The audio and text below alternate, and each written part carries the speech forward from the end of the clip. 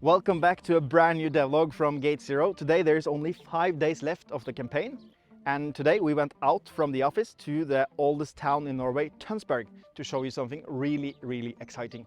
We are going to talk to Rock Pocket Games today, who are working on the console port of Gate Zero. And for those of you who play Xbox and PlayStation and are sitting on the fence on our Kickstarter, this devlog is made specifically for you guys.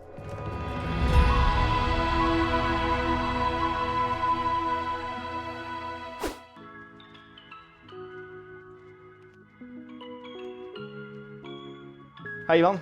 Hi. Nice to meet you. Nice to meet you.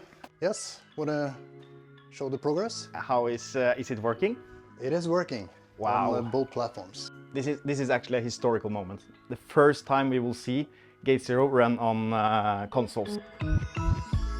So now we are opening Gate Zero on Xbox for the very first time. What do you think, Ivan? First of all, it's an impressive game from a small team, so I'm really impressed by that. And it runs quite well. Currently it's running 4K, but there's been no optimization, nothing. So it's I'm pretty impressed by this. I'm sorry guys, but I'm the first one to actually get to play the game on Xbox, and it actually feels pretty good. It feels, I would say it feels pretty much the same as running it on PC, and the graphic looks, I would say, exactly the same as on the PC.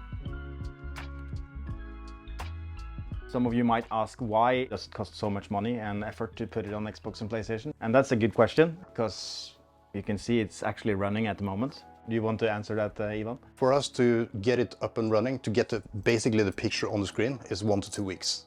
In this case, it took 2 weeks. That's just getting the picture. You see currently on the screen is a white screen, and that's because the video isn't working. So there's tons of stuff like that that needs to be taken care of. What's the reason for that? I mean, when the game is running on PC, why is it so hard to get it to run the same way on Xbox and PlayStation? It's kind of the first step, because there's a tons of things that need to get in order for it to actually ship on those platforms. Getting it to run on the console, that's one part, but there's another part, which is they want you to kind of use the features they have on the individual platforms. Yeah.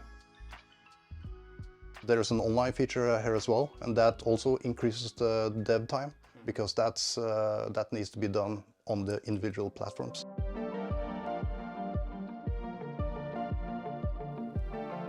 This is PlayStation.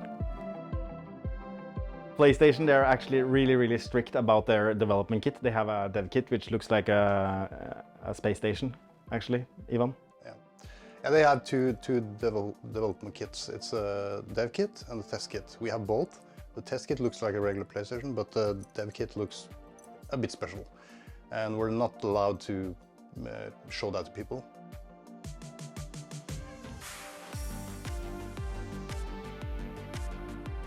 We got stuck in the menu.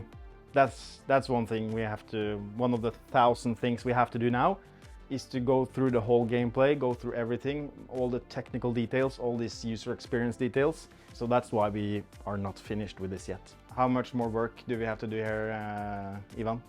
I'm afraid it's quite a bit of work, but it's a good starting point. It is up and running, so we're getting there. It actually feels smoother on the PlayStation. This is actually really cool. I'm pretty impressed by this game. This was actually really amazing to see, and if you haven't already, go to our Kickstarter campaign page and back Gate Zero. We are looking forward to an exciting last week of the campaign. See you!